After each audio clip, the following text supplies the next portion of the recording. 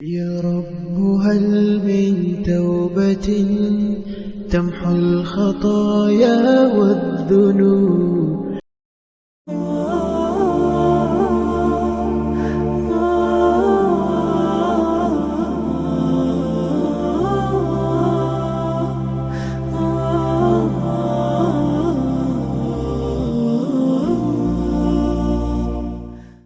Bismillahirrahmanirrahim.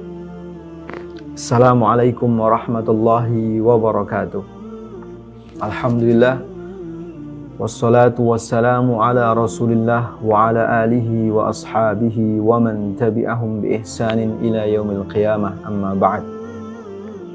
Qala Allah ta'ala fi kitabihil karim, a'udzu billahi minasyaitonir rajim. Ya ayuhan nas u'budu rabbakumul ladzi khalaqakum min nafsin wahidah wa khalaqa minha zawjaha wa batha minhuma rijalan katsiran wa nisaa'a wattaqullaha alladzi tasaaluna bihi wal arham innallaha kana 'alaikum raqiba. Saudaraku sekalian, dimanapun Anda berada, alhamdulillah pada kesempatan pagi yang penuh keberkahan ini, kita bersama diberikan kenikmatan yang sangat besar.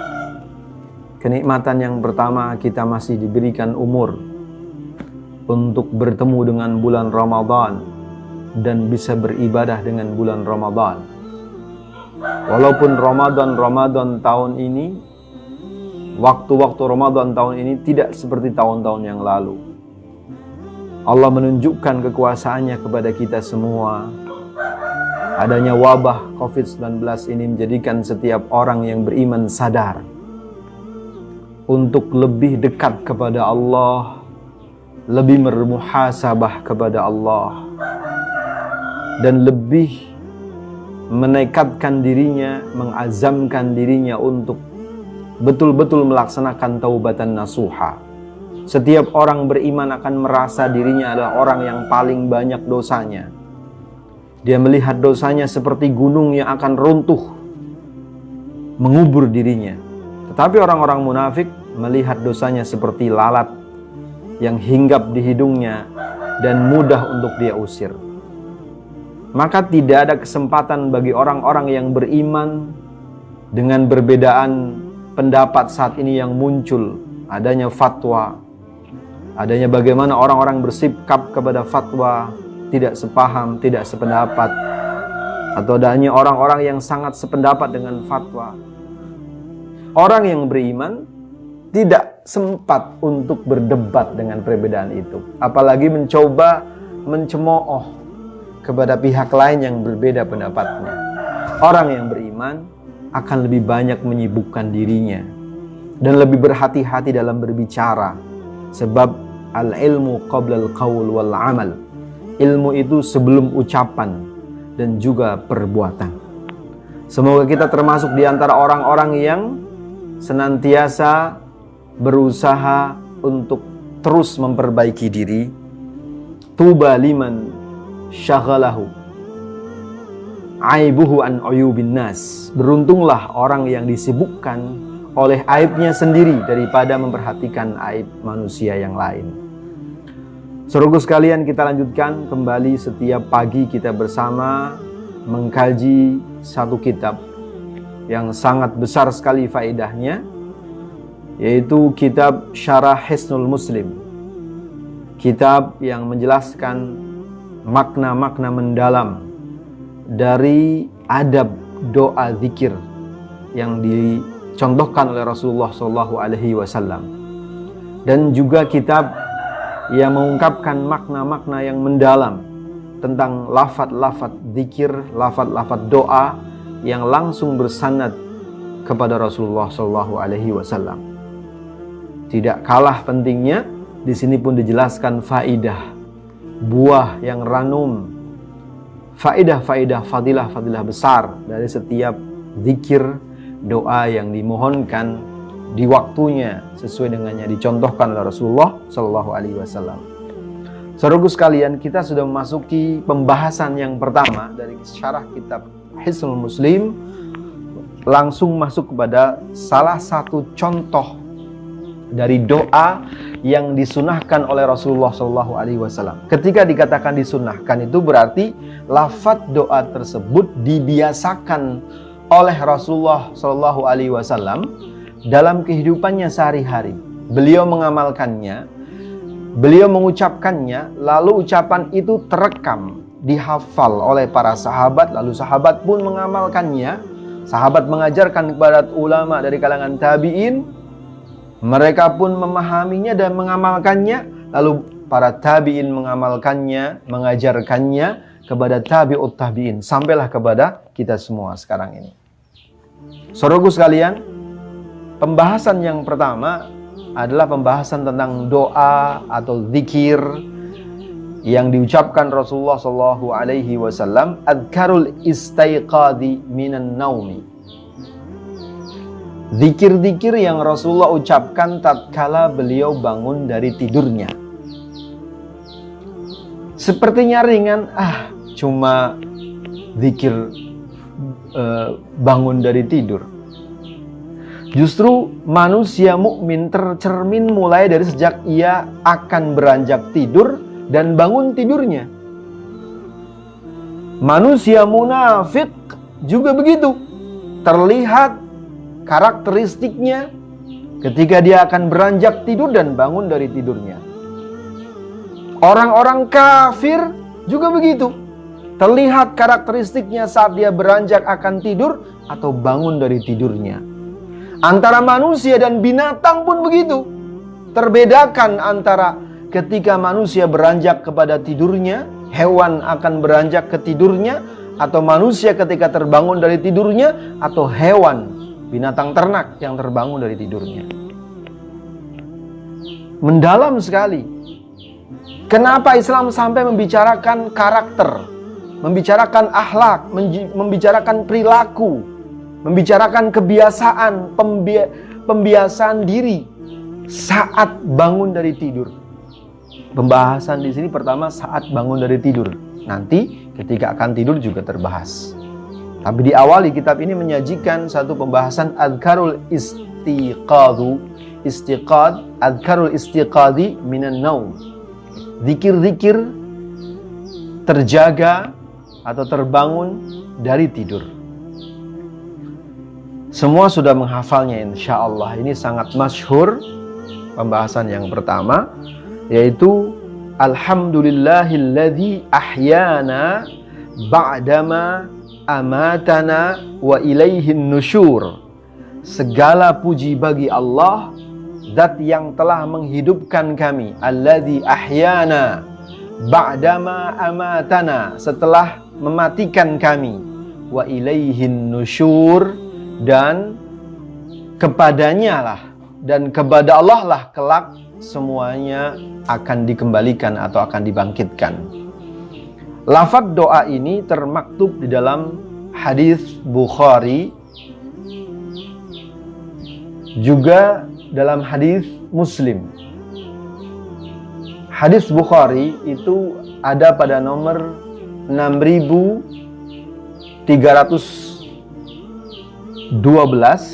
pada hadis Muslim pada nomor 2711. Saudaraku sekalian, mari kita baca secara global dari penjelasan hadis tersebut. Sahabiul hadis wa Hudzaifah ibnul Yaman wal Barra bin Azib radhiyallahu anhuma, bahwa sahabat yang menyampaikan hadis ini adalah Hudzaifah bin Yaman radhiyallahu an dan Al-Barra bin Azib radhiyallahu anhuma. Dijelaskan qauluhu, ketika Rasulullah sallallahu alaihi wasallam mengungkapkan makna doa alhamdulillahi, yang kalau kita terjemah artinya segala puji bagi Allah.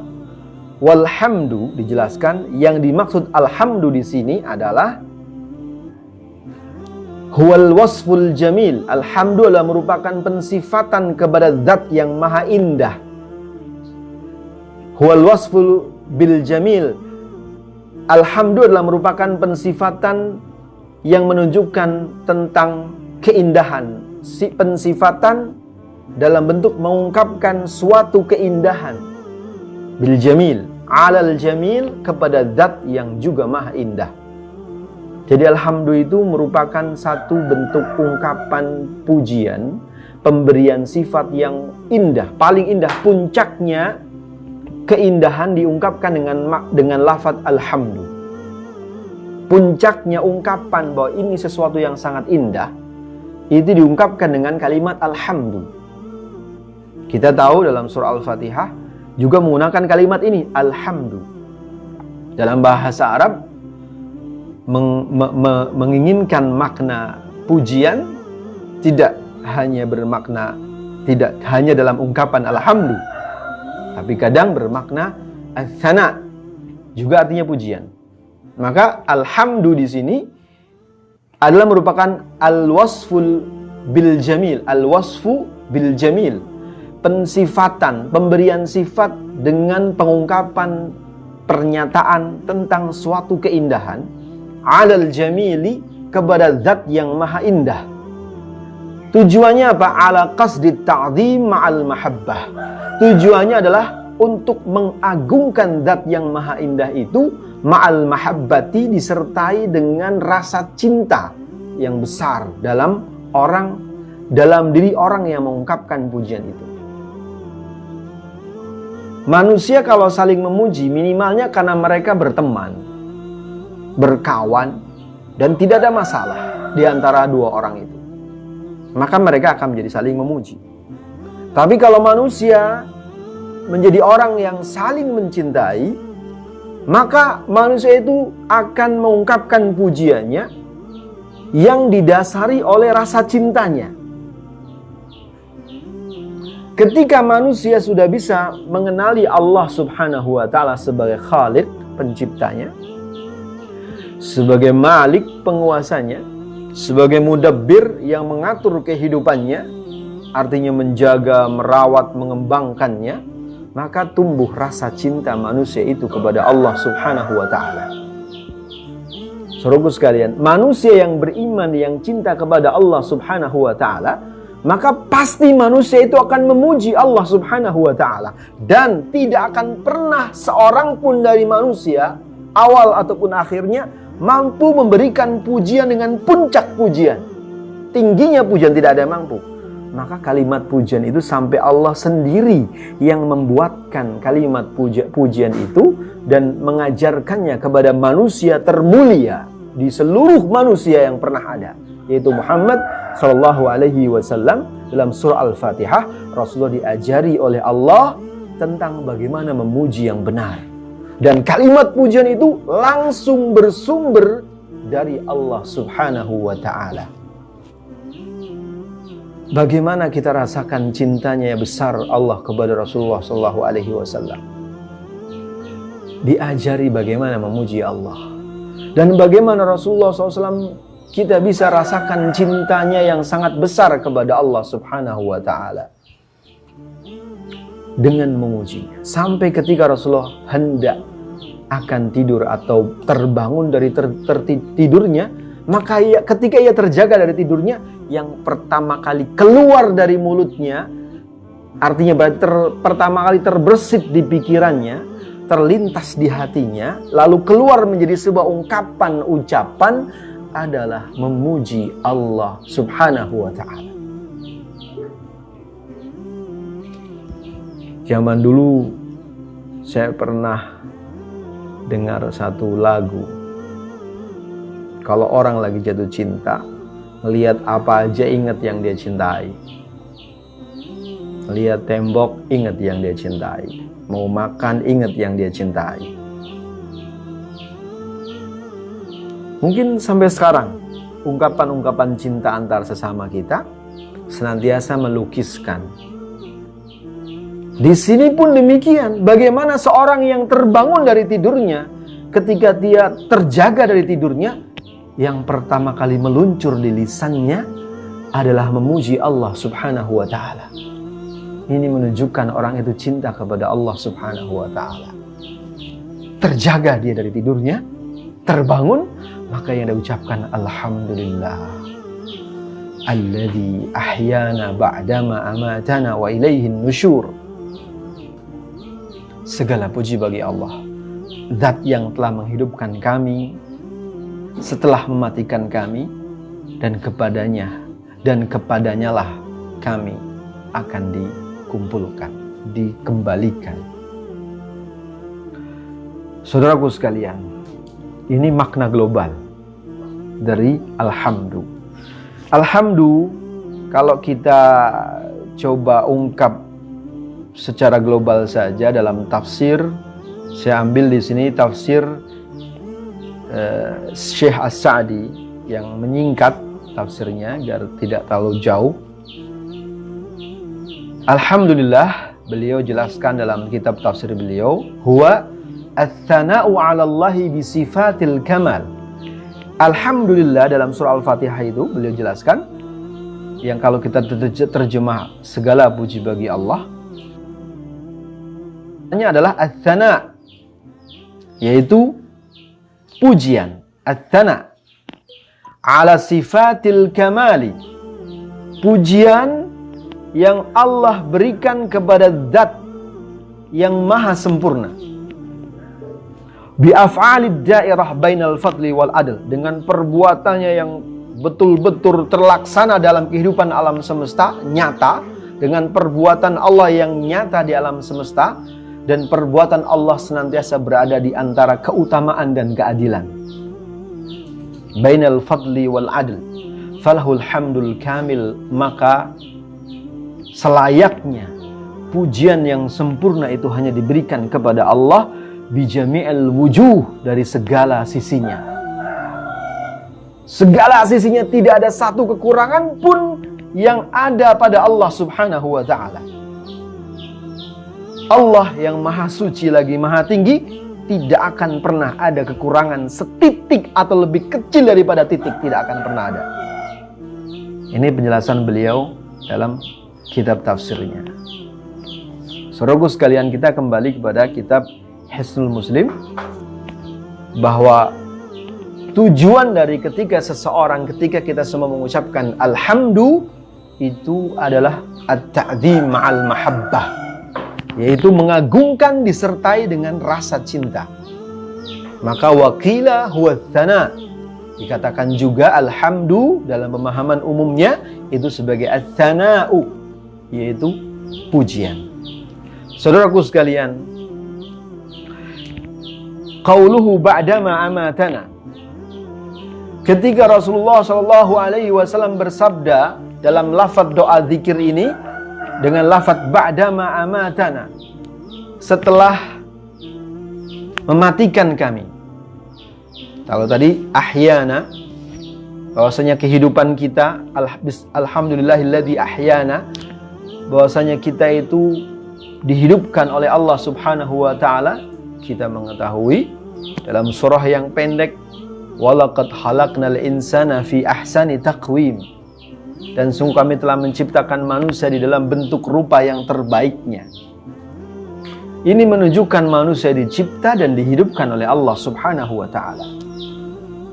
Atau dalam surat yang cukup panjang, walaqad khalaqnal insana min sulalati min tin, dan sungguh kami telah menciptakan manusia dari saripati tanah, min sulalati min tin, thumma ja'alnahu nutfatan fi qararin makin, lalu saripati tanah itu kami jadikan sebagai nutfah, setetes air mani yang kami simpan dalam qararin makin, tempat yang sangat kokoh, yaitu rahim seorang wanita, rahim seorang ibu. Tsumma khalaqna nutfata 'alaqatan, kemudian setetes air mani itu dijadikan sebagai 'alaqah, segumpal darah. Fa khalaqnal 'alaqata mudghatan, lalu segumpal darah itu Allah ciptakan menjadi segumpal daging. Tsumma khalaqnal 'alaqata mudghatan fa khalaqnal mudghata 'idhaman, lalu Allah menciptakan segumpal daging itu menjadi tulang belulang. Fa kasawna al-'idhama lahma, lalu dibungkuslah, dibalutlah tulang belulang yang tersusun itu dari kepala sampai jari jemari. Fa kasawna al-'idhama lahma, Allah balut dengan daging. Tsumma ansha'nahu khalqan akhar. Fatabarakallahu ahsanul khaliqin. Lalu diciptakanlah manusia penciptaannya secara sempurna. Maka Maha Suci Allah sebagai sebaik-baik sang pencipta. Ini menunjukkan bagaimana manusia itu dihidupkan oleh Allah Subhanahu wa ta'ala. Dalam hadis Arba'in Nawawi, 40 hari pertama, 40 hari kedua, 40 hari ketiga, Allah ketika proses di dalam rahim janin, dalam rahim seorang wanita itu, Allah perintahkan kepada malaikat untuk meniupkan roh ke dalam jasad yang telah terproses selama 40 hari kali 3 itu. Sehingga jasad itu hidup, janin itu hidup. Maha suci Allah, Zat yang telah menghidupkan kami. Ba'dama amatana, sampailah kepada ba'dama amatana dalam surah tadi yang panjang, surah Al-Mu'minun. Tsumma ba'da dzalika lamayyitun. Kemudian setelah diciptakan menjadi manusia yang sempurna itu, tsumma ansha'nahu khalqan akhar fatabarakallahu ahsanul khaliqin. Summa ba'da dzalika lamayyitun. Kemudian kalian setelah itu betul-betul akan dimatikan. Maka kalimat ba'dama amatana di sini al-muradu min hadhil imatatun naum. Tentunya di sini yang dimaksud dengan setelah matikan kami adalah al-imatatun naum, kematian dalam wujud tidur. Kalau kita ingin mengetahui kematian yang biasa kita dapatkan, itulah tidur kita. Tidur kita itu diibaratkan seperti halnya sebuah kematian, suatu kematian. Karena saat kita tidur, kita tidak bisa berbuat apa-apa. Ketika kita terlelap dalam tidur kita, kita tidak bisa berbuat apa-apa, kita sadari itu. Allah yang menghidupkan ketika sebelum tidur manusia beraktivitas. Lalu ketika lelah, dia tertidur. Dan saat tertidur itu, manusia tidak berbuat apa-apa. Dan nikmat yang sangat besar tidur itu menjadikan manusia teristirahatkan, terestart ulang. Setelah capek semua fisiknya, pikirannya, hatinya, dia tertidur. Menjadi teristirahatkan semuanya. Satu sisi manusia seolah seperti mesin yang bergerak. Lalu ketika mesin itu terlihat usang, sudah mulai ngadat, rusak, tidak optimal lagi, maka direstart ulang itu mesin. Sepintas kita seperti itu. Sekalipun kita tidak sama persis seperti mesin, tetapi sepintas kita seperti itu.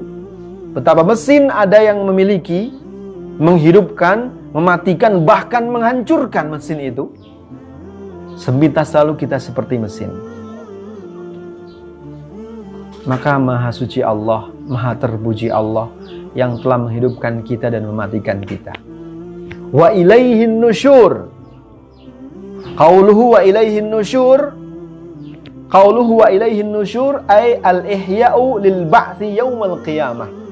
Yaitu penghidupannya manusia, di mana manusia dihidupkan kembali lil ba'thi, untuk sebuah kejadian kebangkitan pada hari itu, yaumal qiyamah, yang terjadinya nanti di hari kiamat.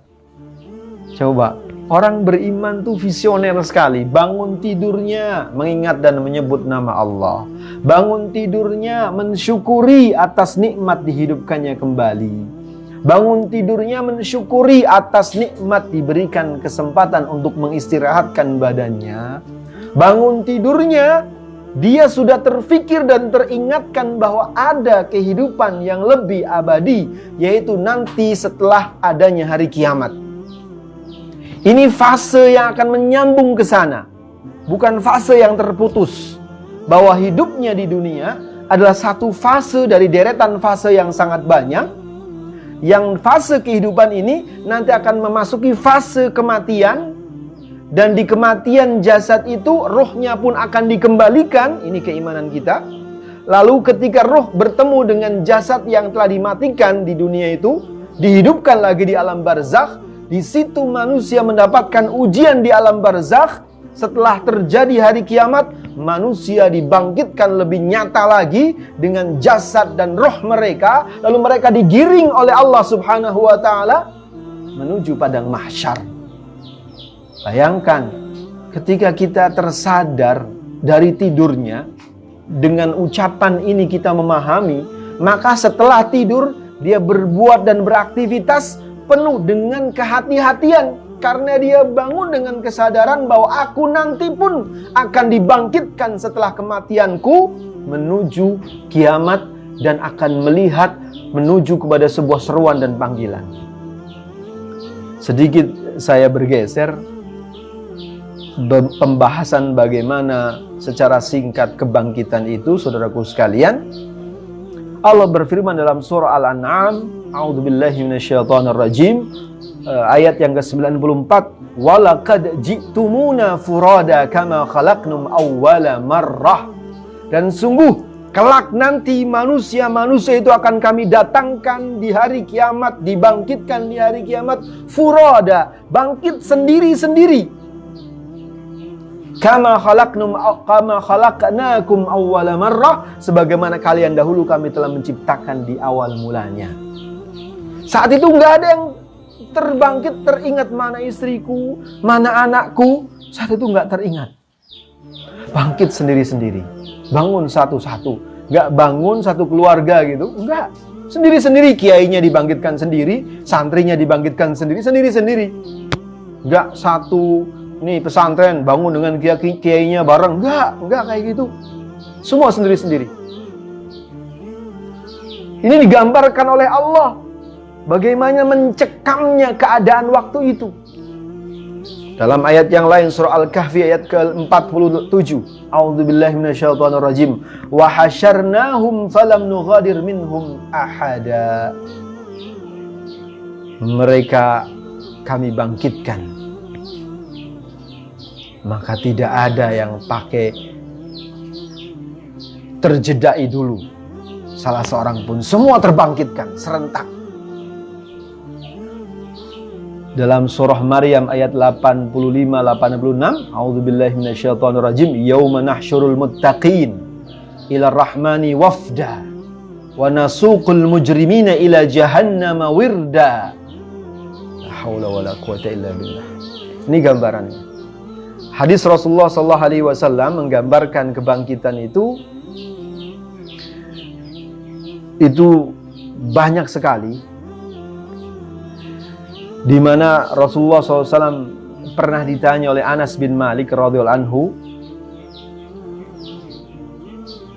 bahwa anna rajulan qala, ada seseorang yang bertanya, ya Nabi Allah, wahai Nabi Allah, kaifa yuhsyarul kafir ala wajhihi, bagaimana keadaan orang kafir ketika dibangkitkan dengan wajahnya? Bangkit berjalan bukan dengan kaki, tapi dengan wajahnya. Orang bertanya kepada Nabi seperti itu, kaifa yuhsyarul kafir ala wajhihi, bagaimana dibangkitkannya orang kafir itu lalu berjalan dengan wajahnya? Dia bertanya, orang tuh umumnya kalau jalan dengan kaki, kenapa ada orang bangkit berjalan bukan dengan kaki, tapi dengan wajahnya? Dengan wajahnya dia berjalan. La haula wala quwata illa billah. Na'udzubillahi min dzalik. Lalu Rasulullah SAW bersabda, alaisa alladzi amshahu ala rijlaini fid dunya, bukankah Allah adalah zat yang maha mampu untuk menjadikan manusia pada waktu di dunianya berjalan dengan dua kakinya? Qadiran ala ayyamshiyahu ala wajhi yaumal qiyamah, maka Allah pun maha mampu untuk menjadikan kelak nanti manusia kafir bangkit dan berjalan dengan wajahnya di hari kiamat. Masya Allah, saudara sekalian, dan keadaan manusia ketika bangkit dijelaskan di sini oleh Rasulullah SAW. Wa qala sallallahu alaihi wasallam, innakum mahsyuruna hufatan uratan ghurlan, sesungguhnya kalian semua itu akan dikumpulkan, dibangkitkan di hari kiamat di padang mahsyar, hufatan, dalam keadaan tidak menggunakan alas kaki, uratan, tanpa mengenakan baju. Ghurlan. Hufatan ghurlan, tanpa mengenakan sehelai baju pun. Telanjang seperti dia dilahirkan. Maka kemudian Rasulullah membaca ayat Al-Quran, kama bada'na awwala khalqin nu'idu, maka kami mulai lagi dalam penciptaan yang pertama. Kami bangkitkan manusia, kami mulaikan manusia ketika diciptakannya pada waktu awal penciptaan. Manusia lahir menjadi seorang bayi yang tidak beralas kaki dan tidak berpakaian. Saudaraku sekalian, maka ketika dalam zikir bangun tidur tadi kita mengucapkan wa ilaihin nusyur, supaya kita tidak lalai. Karena banyak di antara kita yang lalai. Banyak yang lalai. Al-Quran menegur kita semuanya dalam surah Ibrahim ayat 42 sampai ayat